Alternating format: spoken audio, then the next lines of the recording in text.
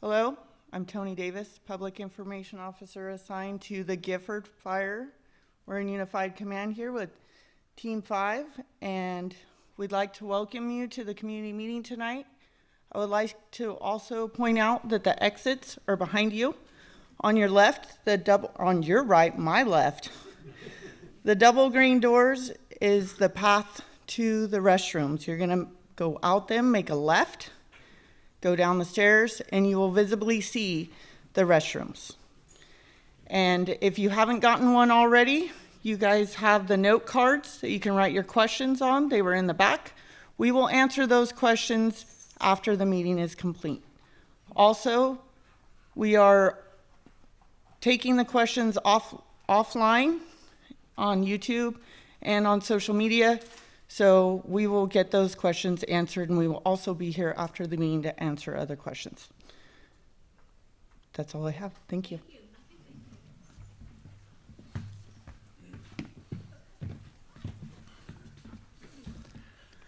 Good evening, everybody. My name is John Owens. I am the CAL FIRE and San Luis Obispo County Fire Chief, and welcome to the Gifford Fire Community Meeting here at Branch Elementary.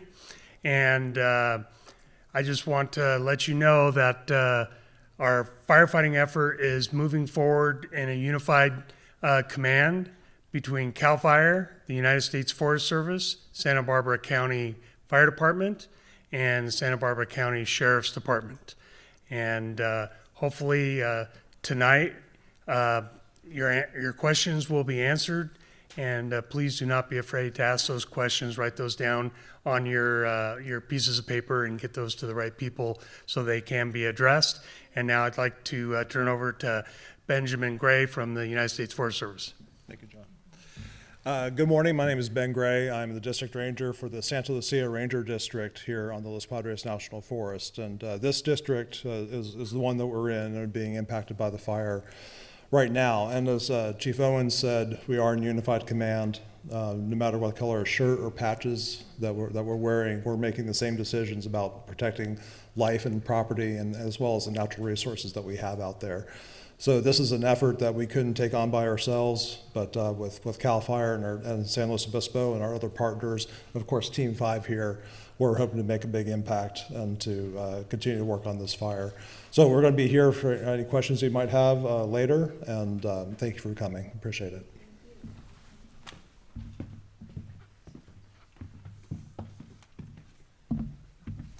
Good evening, everybody. Thank you very much for having us here tonight. My name is Mike Winch. I'm here with Team 5 on the day operations here for the Gifford Fire. So I'm going to get up and give you an incident status update, current actions, and the priorities we have set forth on the fire.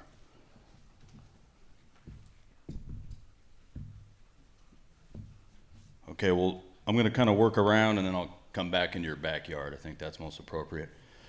We kind of came in here when we got here and we anchored. We started our fire operations off Highway 166 on both sides, and we were able to push where you can see Black Line. We were able to go direct. We did a lot of good work. We brought it down into Pine Canyon here, and that's holding. That's why it's black now. We have a high comfort level that's going to stay in place and not get outside of that Black Line there. We brought it down to the wilderness boundary, and we kind of checked it there for now.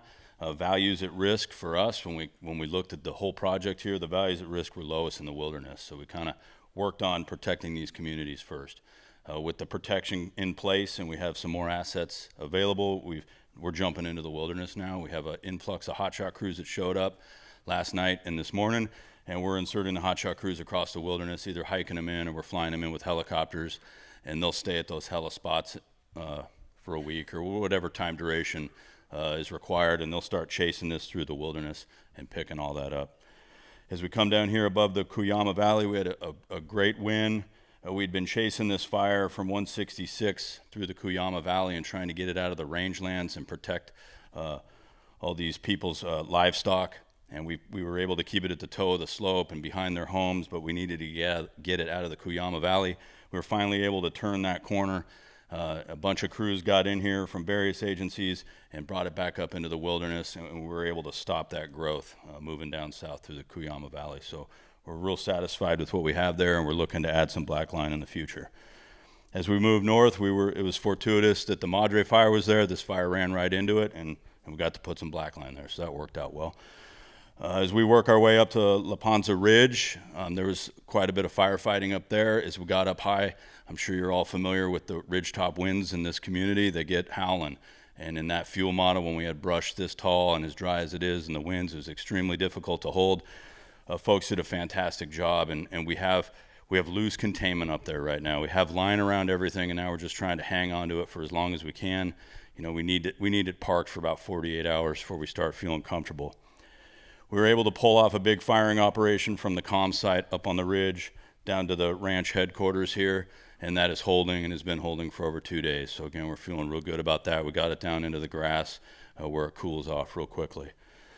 Working down towards your community here, we've been fighting fire. Again, same thing. Garrett, our fire behavior analyst, is going to get up and talk about fuels, weather, and topography and how those have come into alignment with access to make this a difficult piece to pick up. We have a good box built in, high probability of success. We decided to back off a little bit. We run it through our fire behavior models. We use our boots on the ground. And what we found was chasing the Salinas River here. We're going to put it right at the toe of the slope along the ranch road. We're going to sneak the line in between the wilderness up on High Mountain, up by the campground there. And we're going to bring it down to Caldwell Mountain Road, if you're familiar with that area. And that's going to be the box that we have a high level of comfort with. I just came from out there. Fire is moving in here. It's unchecked. But it's flanking and backing along Pine Ridge right now. Very low intensity, and it looked really good. We have people in here 24/7 that are staffing these fire lines. They will never be unattended, and we're just waiting for that box to fall into place, and we think that's going to go really well. All the way back down from the headquarters here in Usana Valley, we're feeling very comfortable all the way back down to 166 in some form or another. We have hand line or dozer line all the way up to the KV power lines that has been holding. We have a couple places where it's indirect, meaning there's a little bit of vegetation between our line and the fire, and we're actively getting in there and cutting that out right now so that we can extend this black line up and continue to protect the Usana Valley. So that's where we're at. Our highest priority right now is this corner right here and protecting this community of Arroyo Grande and where you all live here in Usana Valley. And our second priority at the moment is this other open end of fire in the wilderness where we're inserting hot shot crews. So I look forward to any questions you have later, and I'll hand it off.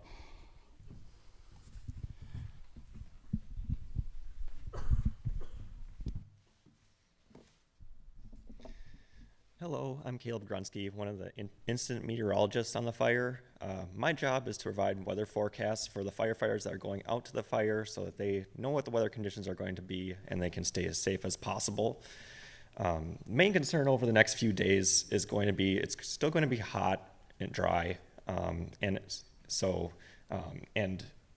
in addition, the atmosphere is going to be such that the smoke is going to be able to rise a long ways into the atmosphere, so that, much like the last few days, we've been seeing those tall smoke plumes, such that when the fire does get into better fuels, it can take off, it can breathe easier. So look for more. There's going to be a good potential for some additional smoke plumes over the next few days.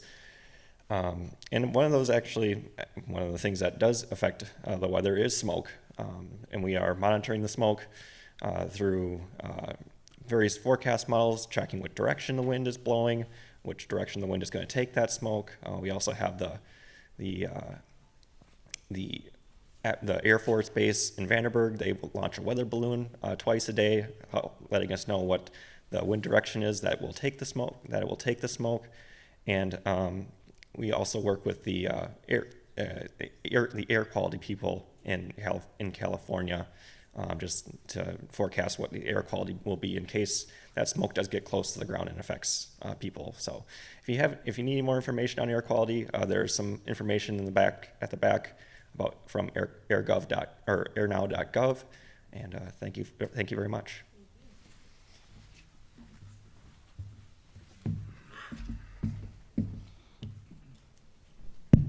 All right, good evening, everybody. My name is Garrett Hazelton. I'm the fire behavior analyst. So what my job is to look at this fire from a environmental, fuels, weather, and topography. And the story of this fire isn't when it started. It was with the rains over the winter.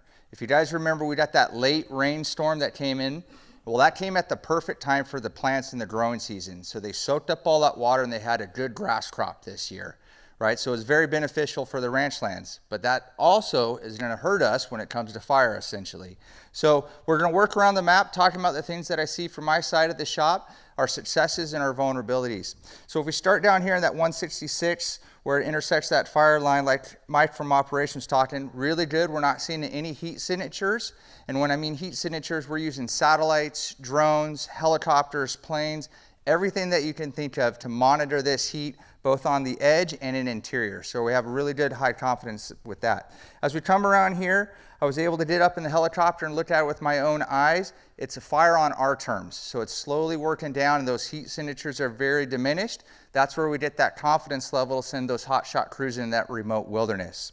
Coming around all over the top of the Sierra Madre, it's more the same. Those heat signatures are very diminishing, so that's a win, and that's a positive for operations. As we come back around here in the Cayuma Valley, more of the same, right? As it comes down here, it gets to those ranch lands, and that's an easy get for the bulldozers and the guys on the ground, so that's positive. Same story coming back around. But all that smoke we're seeing over there those last couple days is focused up in here. Anytime we hear the word wilderness, it tells me two things: steep, rugged, no roads, right? Right? So with that hampers our effectiveness. It's difficult to get in there. If we imagine this as a bowling alley, the last recorded fire, 1919 over here, the next one, 1950. We talked about the bowling alley, no recorded fire history. So that tells us a lot about the story of what's going on. So when we piece that all together, we can get a better understanding of why this fire is doing what it's doing. So we anticipate it's going to continue to grow. We're going to see some smoke in the air, but working with operations, they developed a good plan. We worked together. Where's our values at risk and risk for our first responders? So unfortunately, it's not going away tomorrow or the next day, but we have turned the corner. If we think about how big this fire is in totality, how much of a little part we really have a big concern about. So I thank you for your time, and I'll be available at the end with any questions and answers you have.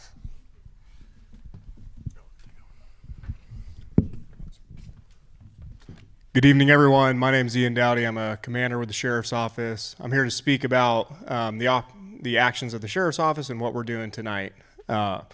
So for those who were at the meeting last night, our evacuation order areas are still the same for this community, and same with our evacuation warning areas. So our hard closures remain at Wasna Road and Wasna Town Site.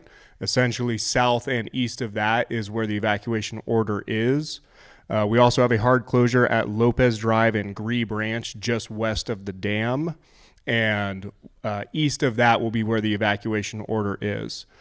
So in addition, we do have a soft closure at Wasna Road and School Road. For definition, the hard closures is where we really try to limit any, once you leave, try not to go back. We can make exceptions, but then that will take resources to try to have someone follow you back to get where you need to go.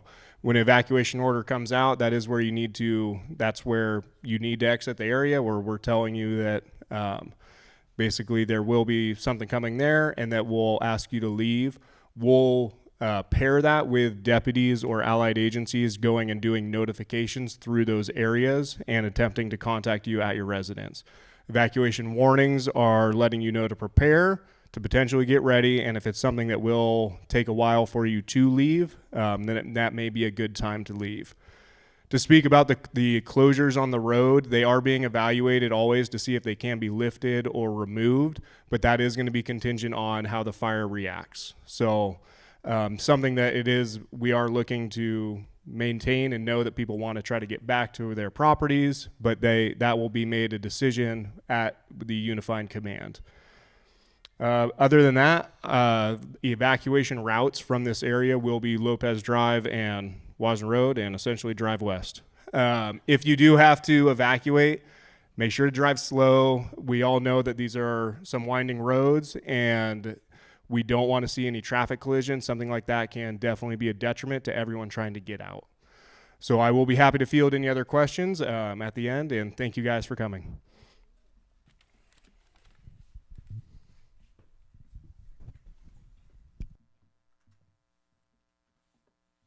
Good evening. evening. I'm Kelly Van Buren. I work for San Luis Obispo County Office of Emergency Services, and tonight I'm representing the Emergency Operations Center. So for those of you that aren't familiar with what that does, it pretty much encompasses all the functions and agencies that aren't represented by the firefighters and law enforcement that are here tonight. So we're doing everything else, your care and shelter, your alert notification, the website, the public information, helping with animals and things. So I can answer any of those questions tonight, but I want to cover a few topics. First, the shelter is open at Arroyo Grande High School. It will be open at that location until Sunday at noon. Sunday, we will be switching to New Life Church in Pismo Beach since schools are reopening this week. So we'll keep that open as long as it's necessary. We evaluate that every day, but it is there if you need it. Additionally, we do have locations for animal evacuation. So the shelter can take small pets, household pets, but if you have horses, we have 2 facilities for that, one to the north, one to the south. We have plenty of phone numbers so you can call and get more information. And if you can't keep your animals with you, maybe you're going to a friend's house or whatnot, the San Luis Obispo Animal Services Building on Oklahoma off of Highway 1 is accepting pets there that you can leave as well. For public information, we have our Ready Slow website. There's a QR code in the back and all of our URLs, but that's the best place to keep up to date on San Luis Obispo information. So we have all the wireless emergency alert messages that are going out. So every time you do get an order or a warning, that's posted there. We also have incident information, the shelter information, all the current evacuation orders and warnings. So if there's anything else you guys aren't seeing on that website that we need to add, we're happy to add it. Just let us know.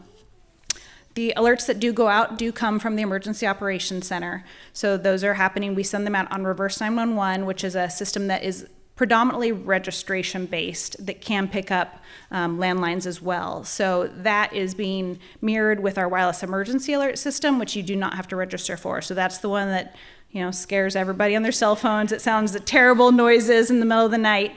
So our messages will go out on both systems. So if you're not registered, it's not a problem. We will hit your cell phone with the wireless emergency alerts. But all that information, again, is on Ready Slow. Let's see, anything else?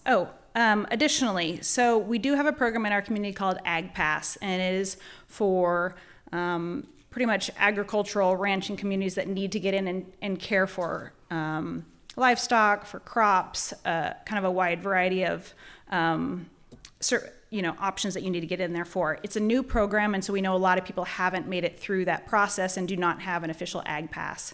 So if you do have it, it's great. It makes it easier to get into those areas. If you don't have Ag Pass, but you can prove that you own a agricultural production facility or you have a legitimate reason to get into an evacuated area, the Sheriff's Department is allowing that to happen. So we do have 2 points for North County where they want you to come through traffic control points, which is Pozo Road and Santa Margarita Lake, and River Road and Pozo Road. For South County, most of these areas are kind of a one-way in, one-way out, more or less situation. So you will need proof that you have a reason to go in there for an agricultural livestock issue. But if you can prove that, the officers are working with you to let you in to do that. And we do ask that you do that between the hours of 10 and 2, ideally, but we are being flexible just because we know the program's new. That being said, it's a great program, so after this fire, we do urge you, if you do need to do that, to go through that process and get that training to make sure that you are coming and going safely for future fires when we do have them. So again, that information, the County Agricultural Commission's office maintains that program, and there's a website with all the information, but we've linked to it from Ready Slow too, so that you can find it.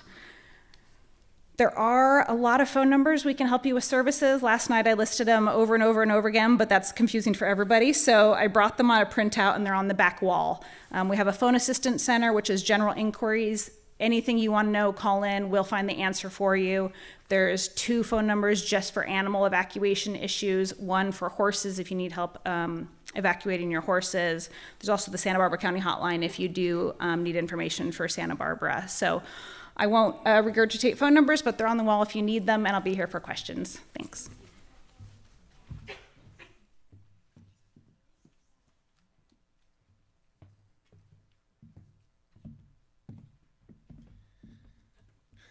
All right, good evening, everybody.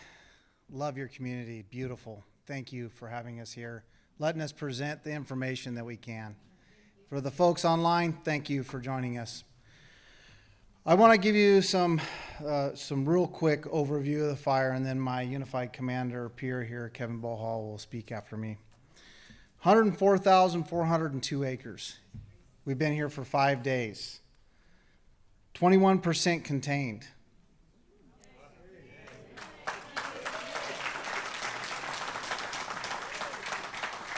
Currently have 3,685 personnel on this fire. Great, awesome. So what have all these folks accomplished in the last 5 days on this 100,000 acre fire? Well, we put in 120 miles of dozer line so far. We put in 163 miles of total line. We have a unified command team, Team 5, CAL FIRE, Santa Barbara County Fire, Santa Barbara County Sheriff, all working together to meet the needs and to protect the values that this great community has. We will be in unified command for a while, which means that we have a lot of folks from a lot of different agencies with skills, experience, and local knowledge of where this fire is. And they're here to try to put this thing to bed. So with that, I'm going to turn it over to Mr. Kevin Bohall, Unified Commander. All right, well, usually I come up with some good closing stuff, but a lot of people took some of the stuff that I would have said, so we'll come up with what we can there. So obviously some of you guys saw me talk yesterday night, so I'm going to cover some of the same stuff, but I want to kind of elaborate for those that weren't here. So some of the things that obviously we do, you've heard from the operations section chief on what we're trying to do. You've heard from the meteorologist on what we have for weather, and we take that and then obviously we create a plan. So we create that plan based on values at risk. I talked about that yesterday night. So one thing with values at risk is it's partially in the eyes of the beholder, right? So one of those things is there's all these values out there and everything has value to somebody. So different things we have watershed. We got Lopez Creek, Alamo Creek, Lopez Lake, things like that are obviously values that we're going to see that, obviously natural resources. We have the Garcia Wilderness. We have all these different things, and then we have structures. All those things are important, but obviously the number one thing is life, right? So when we go through and we come through and we recommend evacuations to our law enforcement partners, the first thing we think about, we want to get people out when it's safe to do so that they're not impacted by the fire when it gets there. The other thing to think about, though, and I obviously keep reiterating this, is repopulation. When people are evacuated, the first thing we think about is what we can do to get them back to normalcy when it's time to get them back into their homes. So that is a consideration. And when it is safe to do so, we'll make those recommendations. Those values at risk, though, in order to get there, we have lots of different things that we have to do. We have lots of partners. We've talked about unified commanders. We have lots of cooperators. We have lots of collaborators, all these different things that go into this to get the effort done. And I would be, one of the things that I would say is we definitely have challenges ahead. The Garcia Wilderness, where the fire is hung up right now, is a challenging piece of ground with challenging fuels. Some of those fuels are fire adaptive. They rely on fire to reproduce. This is something that it wants to do under these weather conditions. But what we're going to do is we're going to come up with a plan that still gets that job done. We are going to get control line on this, and we'll have ultimate success on this fire. The key to get there, though, the final key, is having support from you. You guys are cooperators in this. Support from the community, evacuating when it's necessary to do so, and doing the things you can to protect your property that helps us protect the values that are important to you. Thank you.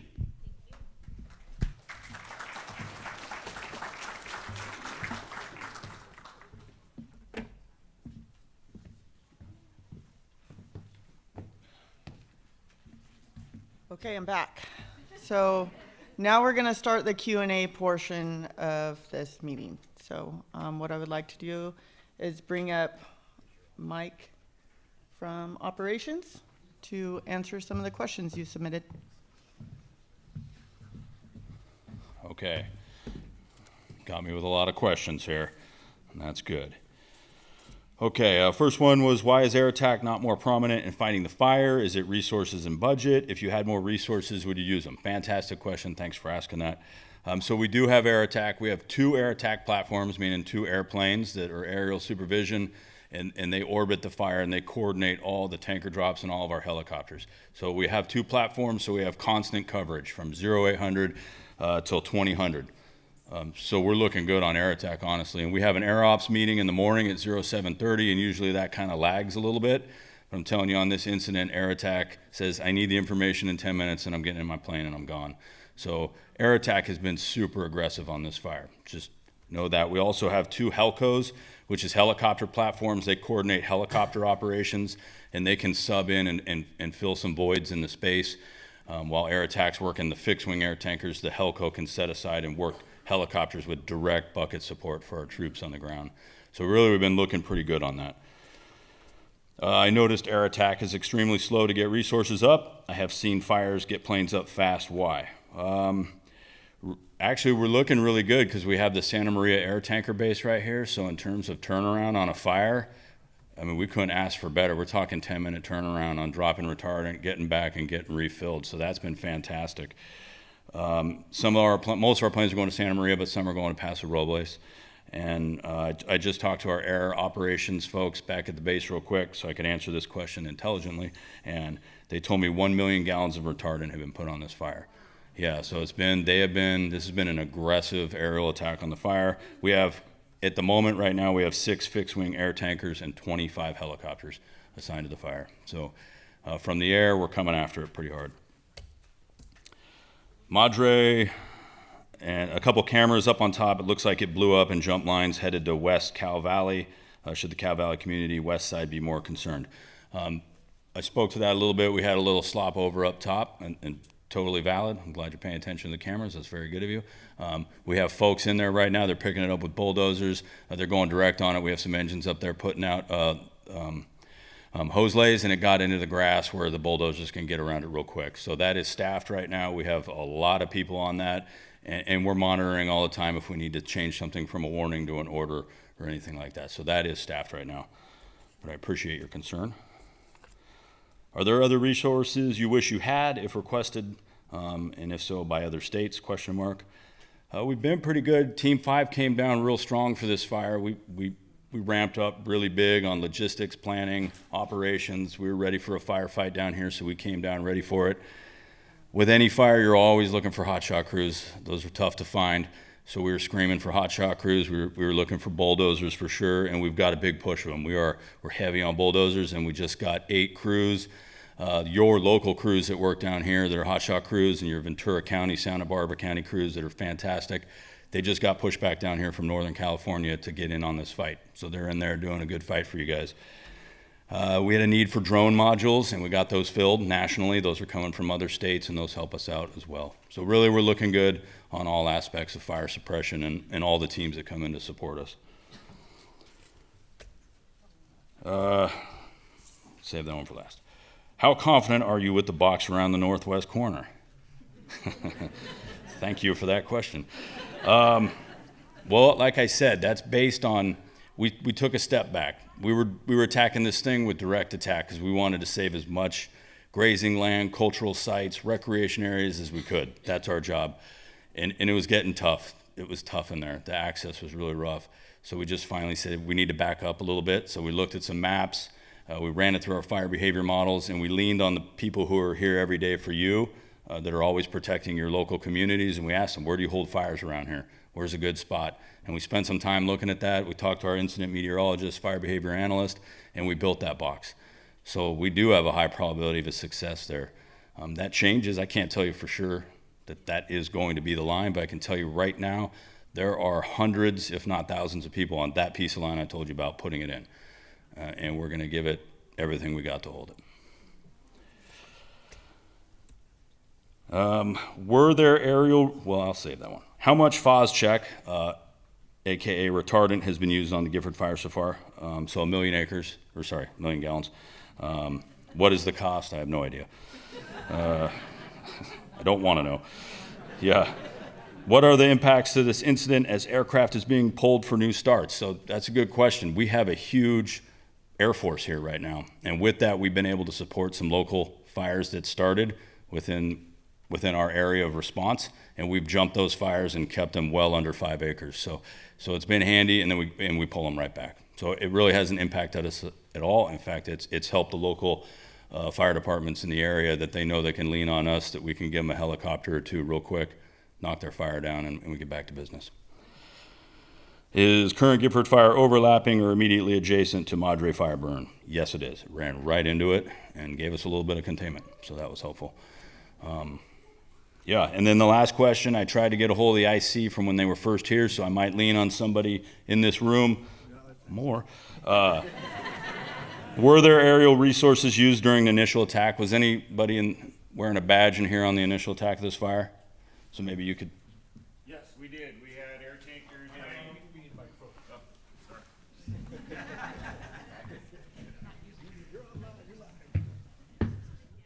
Hi, good evening. Yeah, we did. I was there the first day on Friday, August 1st when it started, and we did have aircraft, air tankers, and helicopters fighting the fire. Thank you.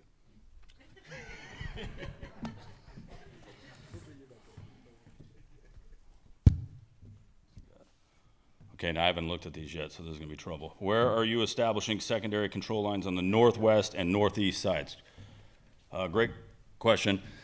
You just took my mic. Northwest side, we're looking at some existing lines that were used for the Cuesta fire. If you remember that, we have some existing lines that go through the Santa Lucia wilderness, and we are validating those right now.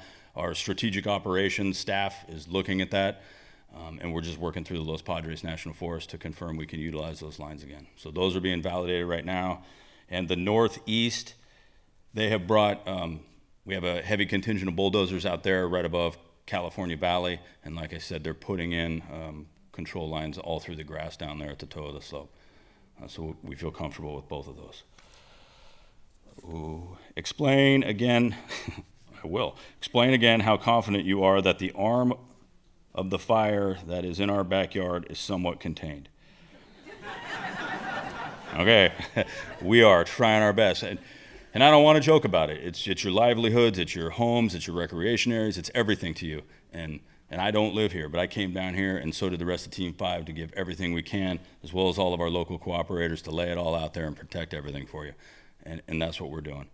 We're doing it based on science, we're doing it based on experience, and we're just doing it based on the drive that we have to protect your communities.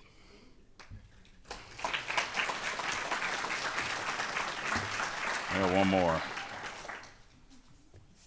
Something about how were fixed wing pulled off the Gifford fire for the canyon. It was the canyon, the one down by Ojai. How did that affect northwest head of fire? I can't answer that honestly. I'm sure it did. I bet we did send something for sure, and then brought it right back. I don't think it had any impact.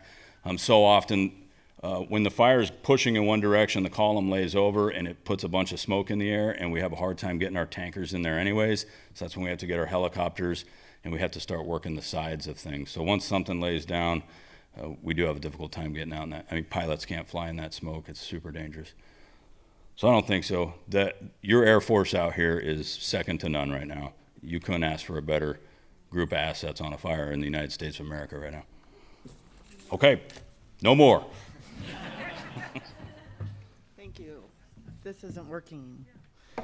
Thank you. So now we'll bring up Garrett to answer the rest of his questions. All right, so the question is, are the black plumes of smoke expected? So I'm gonna go back to my science teacher days for just a quick second to explain this. So when we looked at fuels, we looked at it and we have this thing called tons per acre. How much fuel is there? If we cut it all down and weighed it, how many thousands of pounds of fuel are on the ground per acre? So here's a fun stat. If you took that fuel and did a really long math equation, you would come up that with about 40 to 50 acres of that chaparral fuel that we see in the Garcia wilderness has the same energy, the same force as a small nuclear bomb. So when we see those big black columns of smoke and it looks like it, from the science nerd part of me, I'm telling you, it's the same type of energy. So to answer your question through a long way, yes, the big black plumes of smoke are expected. So the next question, do you anticipate further evacuations towards SLO? So that's tied with fire behavior. I can tell you what SLO has going for you, the marine layer. That's the big one, right? So those same effects that allow that column to go up, right?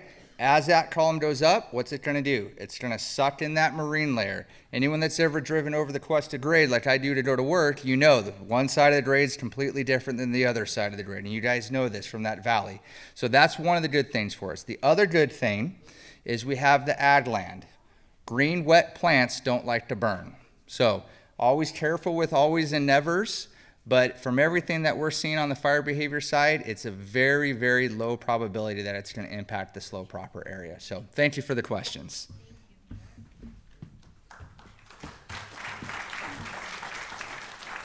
Okay, now I'd like to bring up Chief Bohall for his questions. All right, I like to use the mic where I can move around, so there's going to be a challenge. I was talking about how you guys can be a partner in this, and obviously this community is very interested because we have a lot of questions. So one thing was, are there any injuries or structure loss? So far we've had firefighters, 5 firefighters that have been injured, reportable on the incident. One of them we actually ended up doing a hoist out. So we have had that. The structure loss, so currently we're doing a damage assessment. So with 100,000 acres, it does take a while to get that assessment done. To this point, we don't have any recorded structures that have been lost. And that's great. I appreciate that. Yeah, that's good stuff. That's a good track record to get to. Obviously, the fire's not done, and we're still continuing that assessment. So we've got a ways to go on that. Were you able to save trailers and tractors on private property along Branch Creek and also Cable Corral? I'll have to give the same answer. We're still assessing, but we are going to report that stuff as soon as possible. Are KMZ files of the fire perimeter available online? And are the KV power lines in jeopardy, or have they been damaged? So the KMZ files, they are available. There's an FTP website. I don't have the exact site available on me this second, but whoever asked that one afterwards, if you want to meet, I can get you that link so you can get the files that shows where the perimeter is that we utilize. Are the 500 kV power lines in jeopardy, or have they been damaged? So the transmission lines to Diablo Canyon that go in and out have been de-energized. They've been de-energized for a few days. They are not damaged, and fire has crossed underneath those. Width of access gate for fire trucks. So that's actually in code. I don't remember the exact width. I can look it up. I think it's 1030. I will look that up, and if whoever had that question, I can hit you up afterwards. One thing I do, I run cattle in Northern California. I love 16-foot gates. If you have a 16-foot gate, you're going to be able to get pretty much anything you need through that. So if you have the ability to do that, I would recommend that. And the last 3 go together, so this is the one I'm always passionate about anyway. How can we prepare our property for fire? What can I do to save my home? And then talking about watering the surrounding area around the house, how many feet from the building? And what should we do to help firefighters for our yards and exteriors of our homes? So this was one of the ones I closed with yesterday, but understand, obviously defensible space is number one, the ready, set, go thing, all of that. Those of you guys that aren't in an evacuation order area yet, do everything you can to prepare. The reduced fuels is one thing, but access for fire trucks, something I pressed on everybody yesterday. If you have hoses, even garden hoses around your house, have them ready for us to deploy. I've saved houses multiple times on a wildland fire where I've been able to get on somebody's roof and put it out with their own hose. If you have ladders available, have them laid out where we can utilize them. We have them on our engines, but it's great if you have a homeowner ladder there. We don't have to take the one off the engine. It's that much faster for us to go to work. Have any gates or anything identified, unlocked if you have lock gates. If you have wire gates, if you flag them, we don't have to cut your fence. Have all those things ready, and it can help us help you. Water tanks. Fill up any water tanks you have before the fire or before the power goes out. If you have special instructions, we absolutely will take special instructions if we can find them. If they're on your mailbox, if they're on your front door, anything like that that shows how to turn on your well pump, how to turn on a generator to fill a water tank, things like that, we'll utilize those things if we can get there. Another example I had the other day is if we've had people who have chickens or whatever. If we get there and somebody has chickens there that need to be fed and there's chicken food, we'll feed them when we're in there. It's a reality. We know that you guys can't get there to do it, and we do the best we can. If you leave your phone number there, I can't make a guarantee, but if the availability is there and we have questions, we will do what we can to try and help you. So that's one way you guys can help us help you. I appreciate that. Thank you.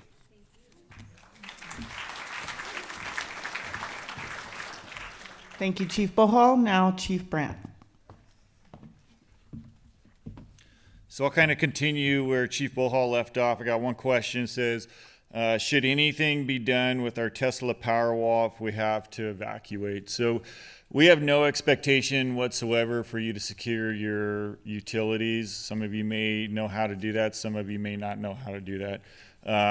We're pretty familiar with how to maneuver and navigate around structures and be able to find your gas shut off and your power. And we've been highly trained in a lot of the new alternative energies and stuff like that. And so if you know how to secure your utilities from your propane tank to the gas shut off, then we highly encourage you to do that, but we have zero expectation for you to be able to do that. What we want to do is for you to be able to get out safe and get out in a timely manner.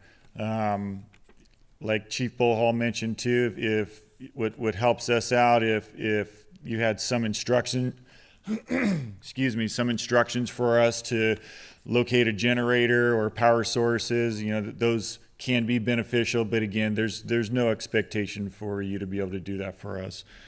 The second question I have is how helpful was the Alert California camera system for the response effort? Not being in our emergency command center at the time that this fire went out, so I can't specifically speak to this fire and that system, but being inside our emergency command center when fires have gone out, inside those offices, our command center has large monitors up on the wall where we're watching multiple cameras all the time. And so there's times where we'll catch fires before we even get 911 calls, and they'll dispatch it before the calls even start coming in. And so we're able to get ahead of it. There's times to where the 911 call will come in, and then we'll locate it on one of the cameras, and it'll help our emergency command staff to be able to provide information and to be able to increase the response based on what they're seeing as well. Thank you.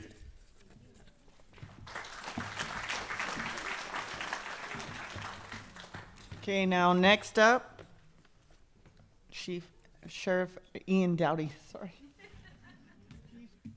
Commander Ian Dowdy, Sheriff Parkinson, Commander. So I'll go through some of the questions that we have. Bear with me. Some of them are relatively similar. So I can get this a little higher. So for the first one, when we evacuate, how far should we go? What direction and how many miles? That's going to be very subjective. Essentially, if you do evacuate from here, as I mentioned, the primary egress routes are going to be Lopez Drive and Wasner Road to go west towards Arroyo Grande. What direction? Going west, because we know our fire is going to be coming from that side. How many miles? I would recommend until you feel safe, and if you have the ability, looking at that ready slow, seeing what's in the evacuation warning area and seeing what's in that green area.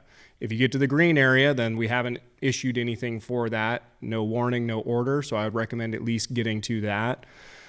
For right here, I would probably say if there's an evacuation order, there's no harm in going to Arroyo Grande and then maybe reassessing from there, seeing what needs to happen, seeing if there's been any update, but at least getting to there where there's a hub, where there could be resources, where you can get food, whatever else you need.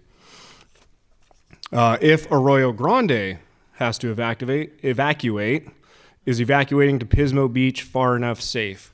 Again, it's going to be subjective. If the city of Arroyo Grande has to evacuate, or as it gets closer to that, there will be the numerous reverse 911s, the WIAs from our emergency operations center, the ones on your phone. If there is a specific threat to, we wouldn't want you to evacuate north, we will attempt to put that information out, and any evacuation, we're going to try to pair with a plan for having traffic control. If we have those closures that we spoke about, we don't want to create more issues when there is an evacuation.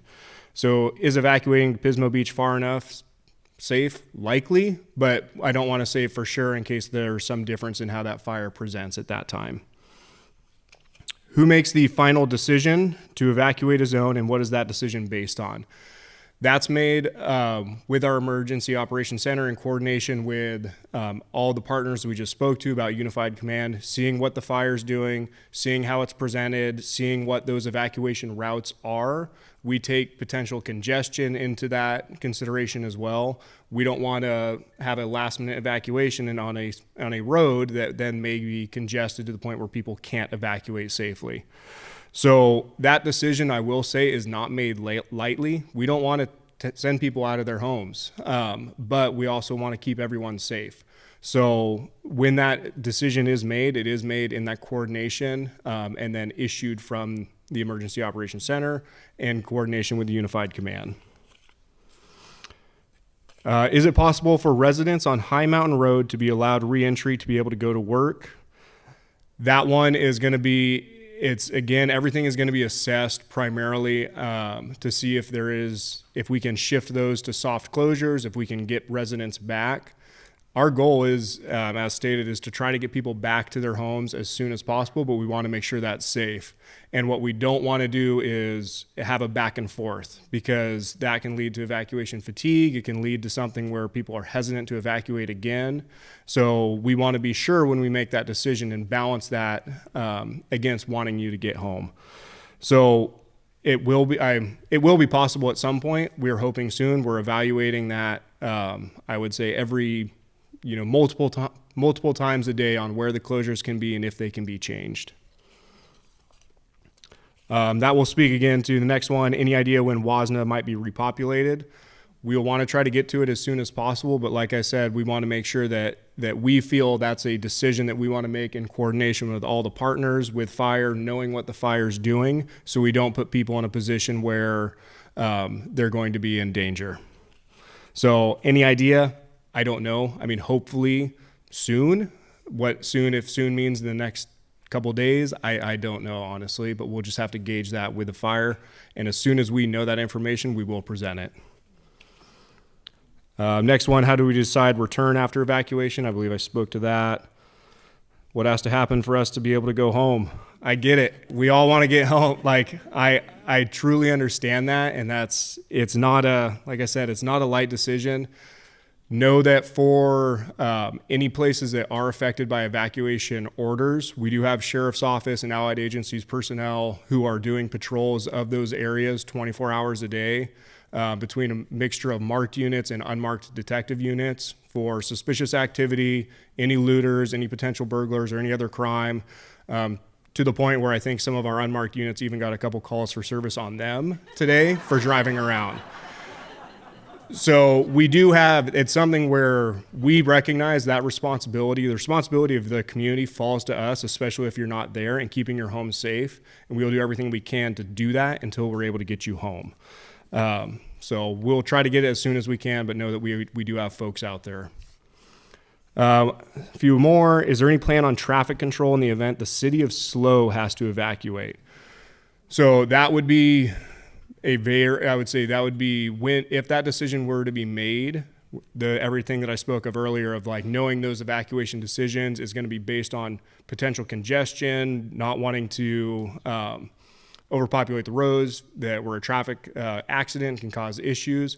So if that happens, in our Unified Command or in our Emergency Operations Center is the California Highway Patrol. We would bring in the city of San Luis Obispo. We would make sure that there is a plan for traffic control if it starts shifting that way. And with this is one, knowing it'd be a larger city, that likely those evacuations would happen sooner rather than as soon as possible, knowing that we would have more people on the roads to try to get safer. 5 cities area, what is going to be done to keep traffic flowing on the 101 freeways in the event to evacuate? Again, that would be for the Sheriff's Office. We would primarily work with the California Highway Patrol. They do have troopers out here. They do have significant resources here. So we would rely on them primarily to help keep that going, and we would augment that as best as we can. That is their bread and butter, is keeping freeways flowing. So I would be confident in their ability to do that. If residents must evacuate, how long should they prepare to be gone from their residence? That's a hard one to say. I would say you want to look for at least a few days, 2-3 days, because again, we're not making these decisions lightly. We don't want people bouncing back and forth. So if you have the ability, try to get enough stuff to be gone for a few days. We do have the shelter at Arroyo Grande High School, so that is available. It's hard. You don't want to necessarily pack for a week, but you also, I would say, if you have the ability, you don't want to go with just the shirt on your back. Try to get at least enough to get you through a couple days. Is there a possibility to restrict the Lopez Lake area and High Mountain Road for residents only? Again, we're assessing if we can turn that into a soft closure to allow residents. We'll do everything we can to try to get that once we feel it's safe to do so. Let's see. What is the risk to the communities west of Lopez Lake as of now? I think Fire spoke to that a little bit. We're assessing it. It looks like, it sounds like we're pretty confident, but that is one that we'll see and just make that gauge on. And then which roads are going to be reopened or opened. Again, I believe I spoke to that. We're assessing that, and we want to try to get them opened as soon as we can to maintain safety for everyone. So thank you guys very much. I know it's a difficult time, but the Sheriff's Office is here to offer whatever support we can, and I will be here. I'm happy to answer any other questions afterwards as well. Thank you.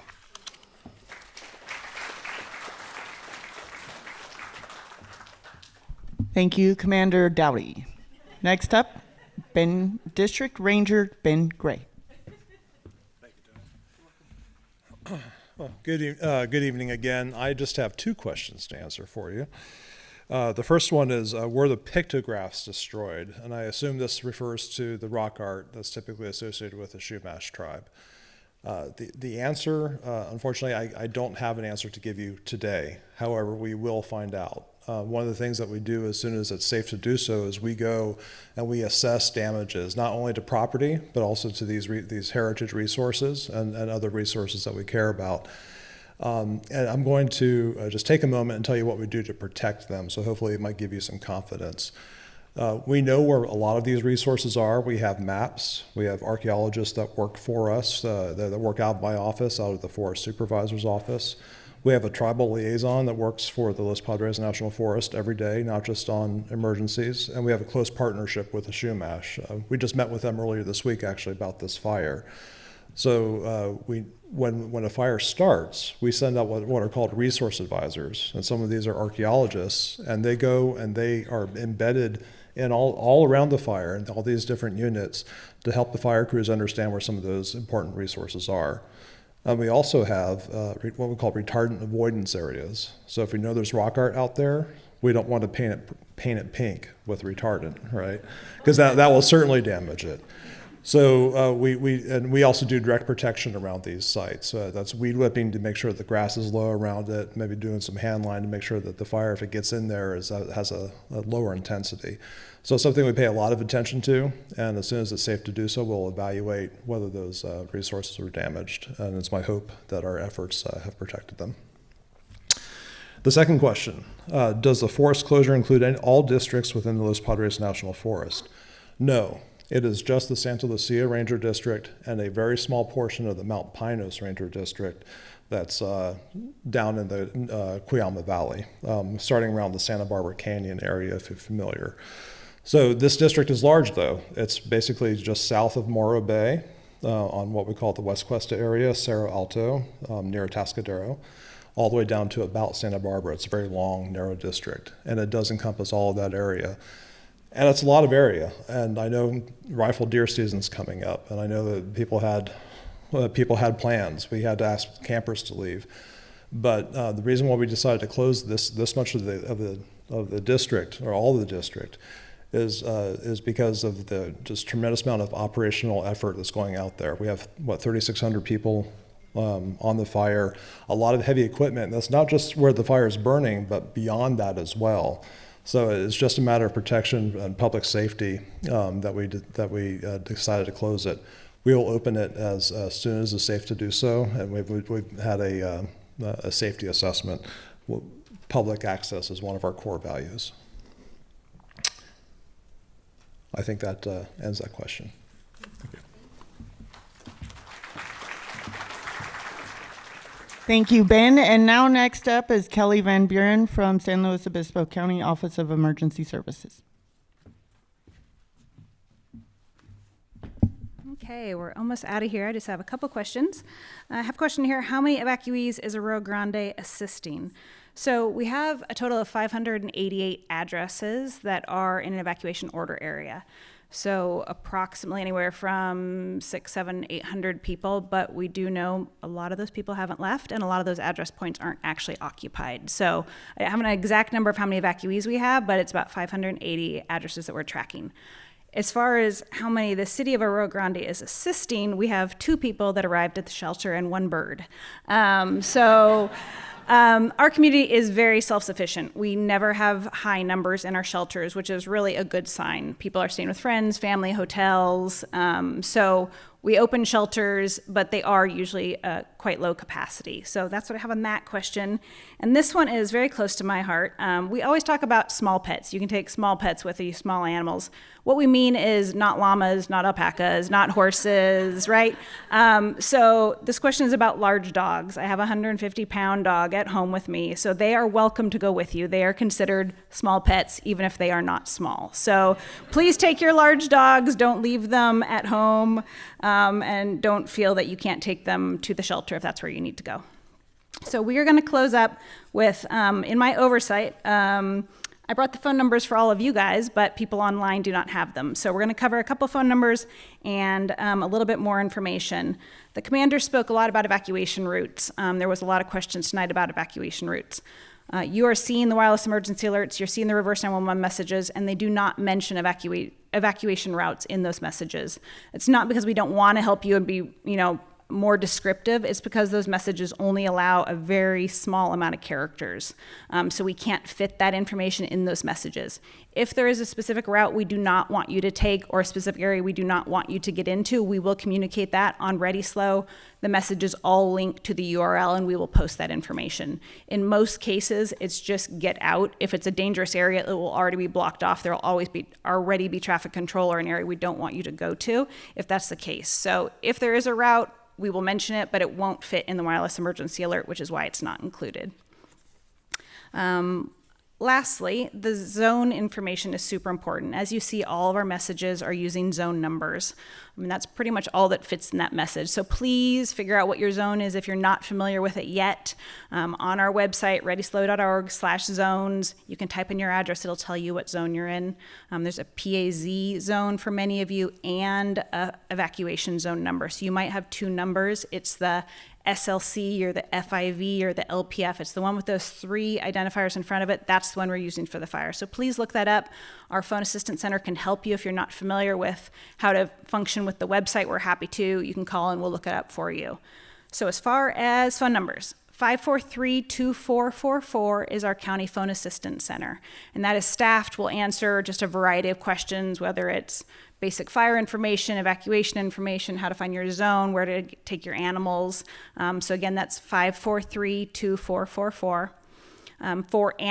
For small animal questions, it's 781-4800. If you have questions, need evacuation assistance for animals, need to know where to take them. And for large animals, horses specifically, things along the horse, donkey, possibly llama family, we're looking at 781-1404.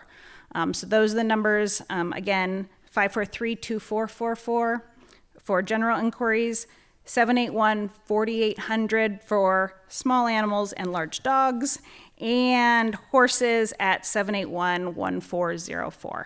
So with that, I appreciate you guys being in attendance. Please find me if there's things that we need to provide you that we're not doing on our website. We're happy to do so.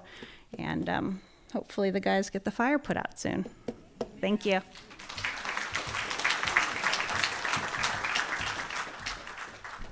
Thank you, Kelly. Okay, so I would like to thank everyone for coming online and in person. But I have some really good information for you. Would you like a quick little update on numbers if you haven't already looked at them on something else? Okay, cool. I'll give those to you. Our acreage is 104,402 acres. And then our containment is 21% contained. Okay, right. Yeah. Put the fire out, yep. Next, social media accounts, if you guys will follow them here in the future, we are going to have some virtual meetings coming up. So just pay attention to those. And then I think that concludes it. Thank you. Thank you for coming.